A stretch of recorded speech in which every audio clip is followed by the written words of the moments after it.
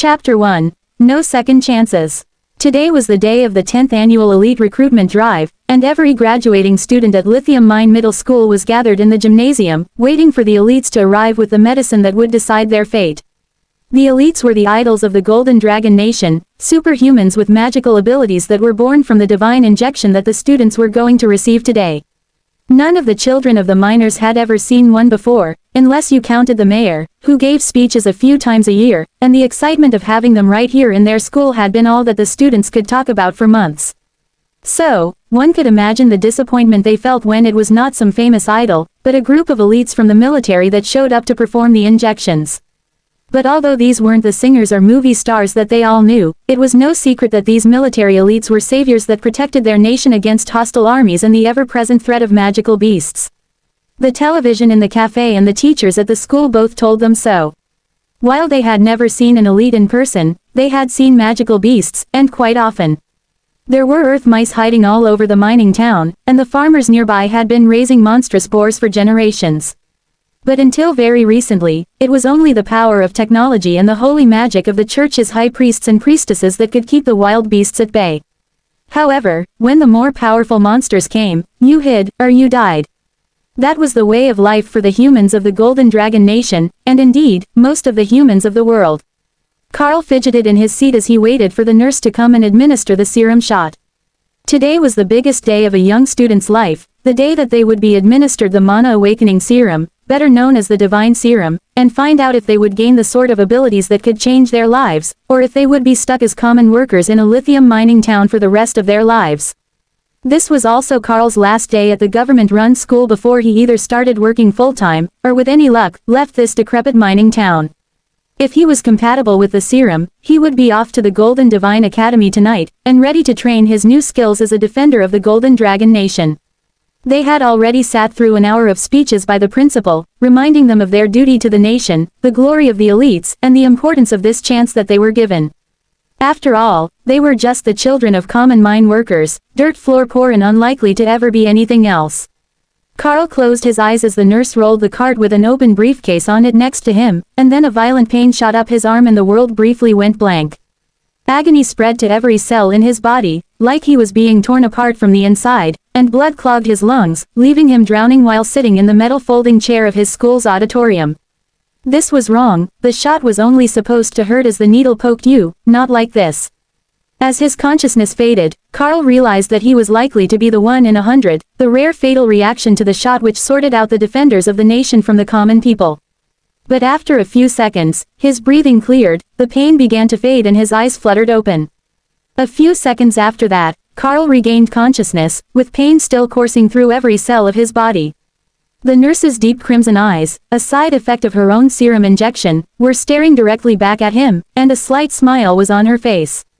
"There you are. I thought that we lost you there for a minute. It's a good sign. 0 casualties at this stop always means there is a powerful one in the bunch." The woman moved back, and Karl took in the smartly pressed green military uniform, pencil skirt and heels. It was all familiar, but all wrong. Did he lose some of his memories after the injection? Or was there something wrong with his eyes? On second thought, there was definitely something wrong with his eyes. The world was still a little blurry when he didn't have someone to focus on. He flinched as his head began to pound again and a new wave of pain racked his body, but the military woman with the strange red eyes seemed unconcerned as she stepped to a chubby young girl near him and took a large needle full of a glowing golden liquid out of the briefcase on her cart. Without a word of warning, she jabbed it into the girl's arm, and the young girl directly fainted, then slowly recovered her composure. A quick glance down at his hands showed Karl a familiar bronze tan, but the scars and peeling skin from a childhood spent working in the mines after class were mostly gone, replaced with a deep red mark that looked like 3 long claw marks running the length of his forearm. As he silently stared at the marks on his arm, they became more pronounced, and more realistic, as if the flesh had just been torn open, but the skin was smooth and undamaged under his fingers. After a few minutes, the sound of frightened children fell silent, and Karl looked up at the front of the room, where an officer in the formal military uniform was standing behind a podium, waiting patiently for the process to end. The red-eyed woman joined him, along with the 6 men in doctor's coats, before he began to speak. "Thank you all for your cooperation. This year's choosing trial has completed, and those of you without the mark may return to your classes as usual. But for the rest of you, congratulations. You have been chosen as the prodigies of the Golden Dragon Nation's new generation. The blessed ones who will lead us to victory over our enemies, with the benefit of supernatural powers bestowed by the divine serum. Soldiers poured into the room, twice as many as there were children, and Karl began to panic. His mind still hadn't quite grasped the fact that he was one of the fortunate ones yet, the children who were compatible with the artificially induced superpowers, the ones who would become mages, mighty warriors who could split a mountain apart, or even legendary healers that could even raise the dead. At first, the children resisted the idea that they would be grabbed and taken away by soldiers, especially the ones that had failed the choosing. The problem was that they actually needed the help to walk after the injections. The situation was only making Karl more confused, but he didn't dare ask what was going on with his body, in case they determined that something had gone wrong with whatever the serum did to the newly awakened elites and disposed of him. Or worse, sent him back to work in the mines. According to the lessons that they had been taught in class, he should be a mighty hero by now, not a below-average-sized teen boy racked with pain and so weak that he couldn't get out of his chair. You look a little disoriented, kid. Just let us carry you, and you'll be right as rain after a few days' sleep. Just don't forget to do the homework before we arrive. One of the soldiers who stepped up beside Karl instructed. That was how he found himself carried into a luxurious train car and placed in a private room complete with its own desk and a call button on the wall that was marked with, room service. Unfortunately for his plan to understand why this process was so painful, the moment that his head hit the pillow, Karl was asleep. How long he was out, he had no idea, but when he finally awoke, there was a stack of papers on the desk, along with a small textbook waiting for him to read it. So, You've Awakened Your Powers was the title of the book, and the cartoonish cover made it clear that it was aimed at children. Not that he was old, he would only be 14 this year, but being the last in his class to hit puberty, his body was much younger looking than average. All he had going for him was a handsome face, and even that had gotten him beaten up a time or two. But now that he had the divine serum on his side, everything would change. Slowly, he opened the textbook to see what was inside. So, you've awakened your powers. Congratulations, and welcome to the upper echelon of society, the elite 5% that have been found compatible with the awakening serum that will soon activate the latent magical powers in your bloodline, passed down from the time of our nation's founding by the immortal golden dragon itself. Though you have all learned about it in class, there are a few things that you don't yet know. First, your powers won't fully awaken until you use the first skill related to your specialty. Just follow the guidelines in this text, and you will discover the primary awakening method for your abilities. Once you have finished that most basic task, you can begin the homework assignment. Karl read the first page 3 times before he flipped the page. Next up was a listing of different marks that the awakened classes should have, and most of them seemed self-explanatory. Ice shards, fire, blades, shields, paws, bows, and even an ornate fan were all detailed with page numbers that would lead the students to their awakening methods. But there was nothing that resembled claw marks. So, instead he turned to the homework assignment, hoping for answers.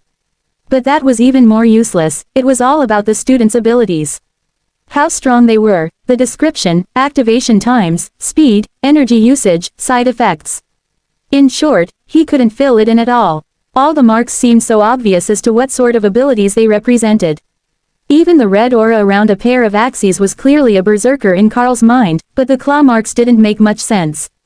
There was a similar one with an animal paw that was some sort of druid shaman, but nothing that was as simple but confusing as his. Was he supposed to be a punching bag for monsters? That didn't sound right at all. The book said that these marks represented superpowers. But after a few hours, there still wasn't any clear answer as to what he was supposed to do. It was time to call for one of the soldiers and get some answers before the train reached its destination. Chapter 2. Into the Unknown. While Karl was trying to find a way to awaken his powers, the guards were making the rounds, checking which new students were already awake. Those with the most powerful bodies always woke up first, but it had only been half a day of travel, and they weren't expecting anything yet. Sir, there is one active room already. Room 12A, a boy named Karl, no family name recorded. The patrol guard reported back to his commander in the front of the train. What is his class? Have we seen him activate any skills yet? The general asked. Nothing yet. He appears to have a non-standard class marking, 3 claw marks. The guard replied. The general gestured for his assistants to go look for the details on this class, but even after a few minutes had passed, there was still no news. Other markings in their records were close, but nothing exactly like that one was found. Well, then he will have to awaken on his own. I hope that the boy has good luck or thick skin. He's going to need it if he turns in a blank sheet for his assignment when he gets to the academy. It wasn't unheard of for a student to get the mark but fail to awaken their powers immediately, even if they followed the instructions. Some would have gotten a non-standard starting skill, and some were just worthless at using the power that had been given to them.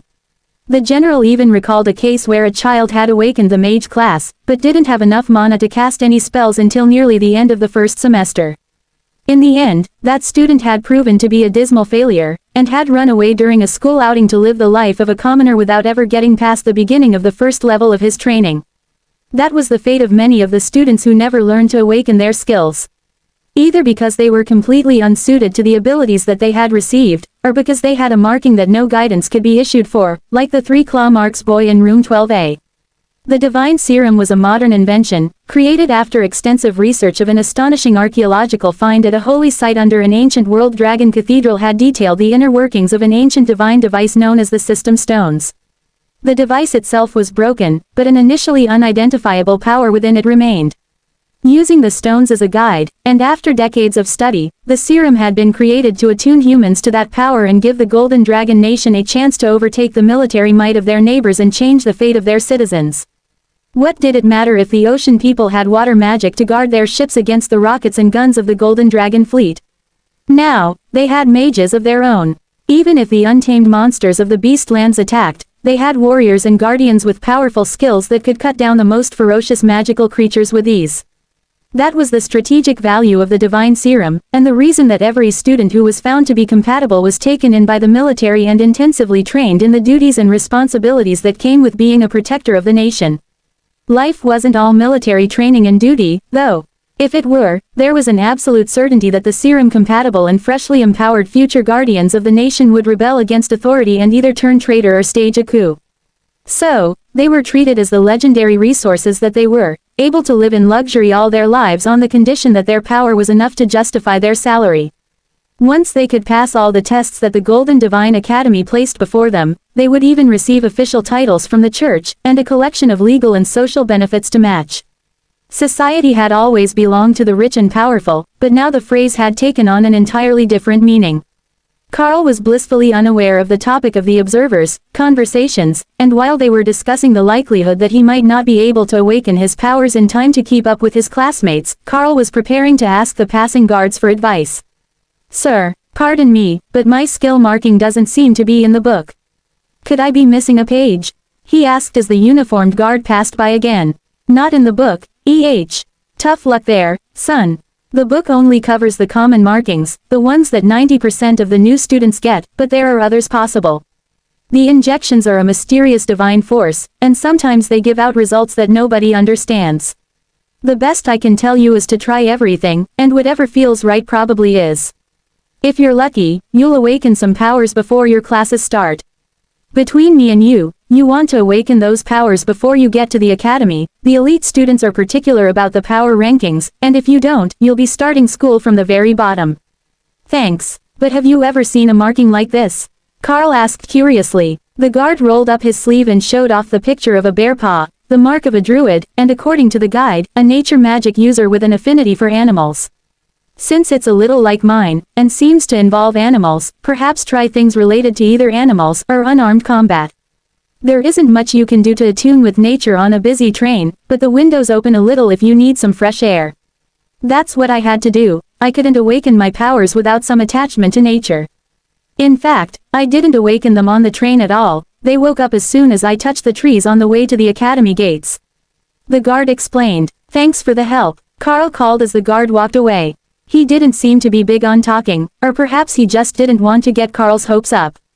But the advice gave him something to go on. Chapter 3. The Early Bird. Karl flopped on his bed and looked out the window, to see if there was any sort of hint as to what his powers were supposed to be. The guard had a point, and the claw marks definitely had to refer to some sort of animal. Humans didn't leave marks like that. So, the first thing that he tried was focusing on adding claws to his hands. Claw. Nope, yelling out skill names isn't going to do it. How do the other classes activate their skills? Karl complained, unaware that the board supervisors in the main car were watching through hidden cameras and laughing at his antics. Page 2. Magic Classes. Open the box of casting assistance under your bed using the thumb of your left hand, and extract the appropriate casting medium to begin attempting to activate your first spell. This doesn't look like the sort of marking that a spellcaster should have. Next page. Page 3. Combat Classes. Open the box of practice weapons under your bed with the index finger of your right hand and choose the most appropriate weapon for your desired skills. That sounded more likely, so Karl knelt on the ground in front of the bed and unlocked the upper drawer, where he found a collection of simple weapons, and even some more obscure ones, like throwing knives, single-handed crossbows, and some sort of axe on a chain that looked like it would be more dangerous to the user than anyone else. He was, unfortunately, not yet among the physically gifted, so Karl picked a short sword from among the weapons while he cursed being the last in his class to enjoy the full benefits of puberty. He had never actually held a sword before, but this one felt right, and Karl gave it a few tentative swings before trying for a more meaningful strike toward the door. Pet skills not available. You must record a pet. Karl blinked slowly as he worked to process the idea that had come to him as if implanted in his mind. It was a message directly into his thoughts, obviously from the effects of the marking, and now he somewhat knew what he needed to do. But how did he record a pet? It couldn't be as simple as just writing it down, could it? Or maybe he needed to do something to memorize it. But first he would have to find some sort of animal. This was a shiny new military train, not the company houses at the mines. There weren't going to be any mice. If he had to touch the animal for the skill to activate, this could be much more difficult than he had been expecting. The obvious choice would be to try writing something down, and to see if that worked. Maybe there would be a book in the spell-casting equipment.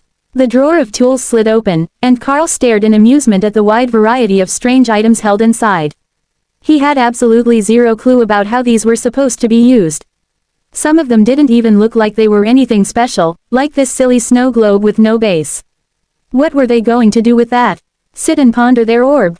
Karl picked the surprisingly heavy glass ball up in his hand, and suddenly, it lit up with a bright white light. Taming space viewing is not available. Please record a pet. At first, the message that appeared in his thoughts made no sense, but after a few seconds of focus, Karl could feel the change. In his mind, a vast emptiness was forming, giving him a sense of eternal power beyond anything he had ever imagined. What about a dragon? Can I have a dragon? Karl thought, trying to will one into existence in the taming space. Nothing. Of course, it wasn't going to be that easy. Karl was deep in thought when someone touching his arm brought his attention back to the present. Did you have any luck? The patrolling guard asked, looking at the two open drawers, and the sword on the mattress. Yes and no. I get the feeling that the blade is the right choice, but I'm lacking something to activate the skill. None of the other weapons I looked at are really appealing, though. Karl sighed. Well, keep at it, you'll find something that works for you soon. If you've already got an idea, you're ahead of the others. Most of them are still asleep. That's something, at least. Maybe I can figure this out before we get to the academy after all. I don't suppose there is a kitchen here. I always think better on a full stomach. Karl asked hopefully. The guard smiled and gestured down the hall. You woke up before the main kitchen for students was ready, but they won't complain if I lead you out of the room for a little something. You'll learn soon that the food at the Golden Divine Academy is somewhat special, compared to what you are used to. The magical abilities that the elites use put a huge strain on the bodies of their users, and they need the energy of magical plants and beasts to recover quickly. Trust me, you're in for a treat this time. They walked down the hall to another train car, past a half-dozen rooms identical to the one Karl was in where other students from his class were sleeping soundly, and into an empty dining room, past which a kitchen could be seen. Just grab what you want and set it by the grill, I'll get to you in a minute. The cook called from the freezer, not realizing that there was someone other than staff in the room. Karl didn't mind though. It wasn't like this was some fancy restaurant, it was more of a common area for the staff to serve themselves, with an actual cook on duty so that those who shouldn't be allowed in a kitchen didn't starve. Karl collected a pair of small steaks, a bowl of rice, a collection of assorted vegetables, anything that looked and smelled good. Then he noticed a small pile of oversized white eggs, and grabbed one to add it to the plate. Suitable pet target found. Hatching. The egg directly vanished from his hand, leaving Karl staring at the food in confusion and wondering just how long it would take for a monster egg to hatch in a magical void in his mind. Would it even hatch? The thoughts said so, but they weren't giving him many details. A small straw nest slowly appeared in his mind, with a single large white egg inside. Over the course of the next few seconds, the egg trembled, and then cracked open, shocking Karl into taking a step backward, though the sight was in his mind. He bumped into the guard, who thought he might be faint from hunger, and stabilized himself. "Sorry about that," Karl mumbled, while the guard gestured to the cook and led Karl to a table. "Don't worry about it, everyone is a bit off for the first few days after they wake up. Especially some of the magic classes, the power can really scramble their brains. Just focus on solving those strange markings of yours, and you'll be fine in no time." The cook looked their way from behind his grill. "Having a hard time with a non-standard marking? That's a rough one. What does it look like?" 3 claw marks on the right forearm. "Big ones as well, not one of those wimpy little marks like the nerd classes get." The guard laughed. The cook smiled and turned his hand toward Karl, who didn't understand what they meant. They should be talking about a class marking, but with the dozens of visible tattoos, Karl had no idea which one might be the one they were referring to. The cook tapped a small stick tattoo, and Karl realized that it was a mage-type class marking, a wand with sparkles at the end. It was on the top of his hand, and only a few centimeters long. If he hadn't seen it in the book, he would have never noticed it at all. There is a theory that the size of the tattoo has some relationship to the talent of the recipient, but I don't believe that's right at all. Unless it's not related to the mental compatibility, but just the ability itself. "Have you got any clues about yours?" the line cook asked. "I felt right with a short sword in my hand, and the marking seems to have something to do with animals, so perhaps I'm a hunter of some sort, or a park ranger with bad luck."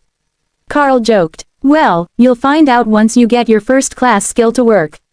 After that, you can just think the word status and get an impression of how your magical abilities are growing. At least, that's how it is for mages," the cook informed him. Chapter 4. Windspeed Hawk. While the cook got his meal ready, Karl closed his eyes and focused on what was happening in the strange spot in his mind. The result wasn't words, but a somewhat detailed impression of the status of the bird. He had to translate it himself, but the actual information was pretty basic. Beast space activated, 1 occupant. Pet number 1. Name, Windspeed Hawk. Rank, common. Connection, low. Skills, claw, rend, supervision. Karl felt an indescribable power flow into his body as the status was completed, and a second round of physical impressions came to him. Beastmaster Karl. Rank, common. Bloodline, human. Skills, beast skill, supervision. Beast attack skill, rend. That didn't quite mesh with the knowledge that he had from the booklet. Wasn't he supposed to get some sort of instinctive guideline on how to progress? Maybe a little something about how he was doing in his training of the skills. How does the power rating of the system work? Is there some sort of level, or grade, or something? How can we tell who has real power and who is like me, a newbie waiting on his skills? He asked the 2 older men. Older being a relative term, as they likely weren't much more than 20 themselves, but older than him and finished their time at the academy. That's the fun part. You don't, unless they directly tell you, or you have some special skill to sense energy fluctuations like some of the mages, you just have to go with your gut instinct or the public rankings. The problem with the rankings is that they're all subjective. You see, I'm a wand class mage. I can use the fire element. If I was an orb class mage, I could use 2 elements at once, but that still doesn't tell you anything about my power. The important part is that I never made it past level 1 in my spell book, I just don't have the talent for it. But the druid here, he describes his powers entirely differently. The guard nodded. I'm a level 6 mortal grade druid. My grade has never changed, but I can use much more powerful nature magic than when I was starting school, and I can even transform into a bear. Because everyone's internal measurements are so wildly different, we judge everyone on the same scale as magical beasts. From common to mythical in rank based on what they can defeat in battle, or how effective their healing and support skills are compared to beasts at the same level. So, while the cook is still considered to be in the common grade, I have made it 1 rank up to the awakened grade, and I can fight awakened magical beasts on my own. At least in limited numbers I can. But I was near the bottom of my class, all the way through. My skills are varied, I can heal, fight, transform into a bear, even help plants grow, but I can't do any of them worth a damn, so I'm stuck at the awakened grade. Karl nodded, understanding the concept if not the actual power level. Sometimes focusing on too many things would lead to you never getting good at anything. There was a guy like that in his neighborhood, a jack of all trades.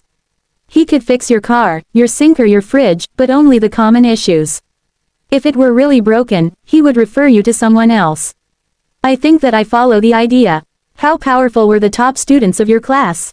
He asked. Have you heard of the Archmage Mia, that new idol spellcaster? She was in our class, and she reached the awakened rank in the first year. By the end of the second, she could defeat ascended beasts with ease, and by the time we graduated, she was already a commander-grade mage. Then only a few years after that, she got some super secret resource from a mission, and it pushed her to the royal rank. That's when everyone started calling her the Archmage, and the fame started to get to her head. She doesn't answer our messages anymore, but we can still proudly say we went to school with someone super famous. Royal-grade monsters were a terrifying thought to Karl. Even one of them could level the mining town he grew up in without breaking a sweat. The strongest fighting force in town was likely the mayor, a commander-grade warrior, and in Karl's opinion, he was getting too old to be picking fights with monsters. Plus, the town didn't have any sort of armed guard, other than the handful of police. If it came to a fight, the old mayor would definitely not have a good time proving he still deserved his rank. Karl sat in silence for a moment as he ate, then smiled at the two senior graduates in front of him. I suppose that I should get back to my room and see what I can do about awakening some sort of skill, then. If not, we will all be shut out of the class idol's phone list in the future. The cook laughed. I like the way you think. A bit of motivation goes a long way when you're trying to find a reason to get through the most grueling parts of your training. Karl thought a lot about that as he walked back to his room. The hardest part of any task was seeing it through to the end. It was easy at the start when you were motivated, but somewhere in the middle it became a dreadfully dull grind, with no reward in sight and very little progress to be made. That was when you would lose sight of the goal and start to slack.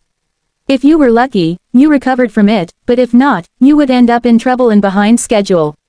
Even the mine foreman had said the same thing to the students when he came to talk to them on career day. Not that anyone truly listened to him, with the prospect of the divine injection coming up only days later. But the others, the ones who returned to class afterwards, would be thinking more about it every day. Once the door to the room closed behind him, Karl stared out the window and tried a skill for himself. Supervision grants the beast tamer the sight of the contracted Windspeed Hawk. The forests in the distance were suddenly crystal clear in his eyes, and everything in his peripheral vision became just as clear as what was right in front of him. A bit of movement caught his eye, and Karl noticed a quill beast moving through the grassland over a kilometer away. It was incredible, and the world was so much more vivid, with colors that he didn't even have names for. As he recalled, not only could the Windspeed Hawk see into the ultraviolet and infrared spectrums, but they were also accomplished nocturnal hunters, with excellent night vision as well. While Rend was the much cooler combat skill, supervision was incredibly overpowered in Karl's estimation. Just being able to see where you were going at night would give him a great advantage over other students in the practical tests. Maybe the written tests as well. He could easily read other papers from across the room without moving his head or looking straight at them. Cheating on a written exam would be simple, if he weren't already certain that none of the other students from the mines were smart enough to cheat off. Chapter 5. Rend. With the issue of activating his very first powers settled, Karl could finally rest easy for a few seconds. That was all it took for him to see the homework assignment on the table and realize that there was still a lot for him to do before they reached the academy. Alright, let's get this done in advance, and then I can relax. His silent motivational speech had very little effect, but Karl sat down with a pen and the homework assignment in front of him. Name, Karl. Age, 14. Skill name. It only had one spot for a skill name, and that made him assume that it was normal for a newly awakened student to only have one skill. But which should he put in there? Beast taming, supervision or rend? This homework would be posted for the class, he was certain, so he didn't want to give away the extent of his abilities to the other students and become the target of other students' envy before he could defend himself.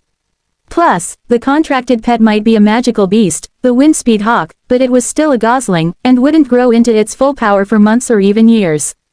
Wouldn't he just become a new target of bullying if he showed everyone a baby bird as his power? Supervision seemed like it was much cooler and more useful, but it wasn't a combat skill, and for the elite, combat strength was king. So, he went back to the bed and picked up the short sword again, determined to make Rend work. Activating the skill was incredibly easy, a single thought lit up the blade with a dull red light, and when he swung it toward the portion of the wall that was marked testing area, a crescent arc of destructive power was thrown out and absorbed by the high-tech alloy. Drawing the blade through the air when using rend was like mixing thick dough. He could barely move his arm, and the blade's speed was slow, but the skill formed as the blade moved, so with a bit more training, it should be faster to activate. Rend would definitely make him friends in class. With a bit more effort, it could slice a wide swath through enemies, and allow him to target an entire group. Karl hurried back over to the sheet and filled out the questions about his skill, including the restriction on movement speed when using the attack, which limited how fast it could be activated. If he thought about it, there might be a way around that if he was already moving when he activated the skill. Wasn't that how hawks hunted? They didn't rely on strength, they came in at high speed and took out their prey in a single strike. If he could determine how that skill was supposed to be used, his combat power would increase drastically. But other than the skill, the questionnaire also asked about the user. Any headaches, feelings that you had forgotten something important, physical increases or decreases? Karl tested himself, and other than the supervision, he had definitely also become a bit more flexible. Not by a lot, but it was clearly noticeable. In the end, he decided to leave that portion of the questionnaire marked with none. If the agility increase improved in the future, he could blame it on something else from his training. After all, some of the elite were said to be true superhuman monsters, and some were just as frail and human as always, but with mind-boggling supernatural powers. One of the idols had even sprained an ankle after stumbling to go on stage for a meet and greet event. That seemed like pretty conclusive proof that the injection skill distribution system did not distribute physical enhancements in a fair and equal manner. Once he was satisfied that the answers would be enough for the academy to rate him fairly highly among his classmates, Karl carefully slid the paper into the envelope provided and placed it in the tray by the door. That was everything that he was expected to do until they arrived at the academy, but he couldn't help wanting to try out more and better ways to use the rend skill. What if he tried to be more like the hawk? There should have been a clawed gauntlet among the equipment there, as well as a trident. Both would replicate the 3 claws of the mark on his arm, but the trident was a stabbing weapon, which didn't seem well suited to how the skill worked. He opened the drawer again and put back the sword before taking out a pair of gauntlets with clawed tips on the fingers. As a weapon, they weren't too impressive, but they looked like they would work with the skill that he had. They were a bit big on his hand, as Karl was slightly smaller than average, but after a few buckle adjustments, they fit well enough, and he tried the skill again. With his hand extended out in front of him, the way a hawk would when swooping down on prey, he flexed his fingers, and 4 small streaks of red light tore through the air in front of him to hit the wall. Each of them was much less impressive than the one created by the sword, but the speed was incredibly fast, and they would hit multiple areas on the target. Against lightly armored targets, that seemed like the better path. The more attack blades they had to dodge or block, the better. Each time he used the skill, it seemed to drain some of his energy, and after only a few more swings, Karl could feel his arms getting weaker, and he had to sit down and catch his breath. This was going to become an issue very quickly while doing combat training. He had spent plenty of time in the gym, but he was trying to improve his physique, not build his stamina and endurance. But that was what the school was for. All he had to do was focus on his training, and it would definitely work out in the end. As Karl massaged his sore arms, the first of the other students were only just beginning to wake up and begin reading the guidebook. It wasn't much of a head start, but the first awakened elite of the batch was already determined.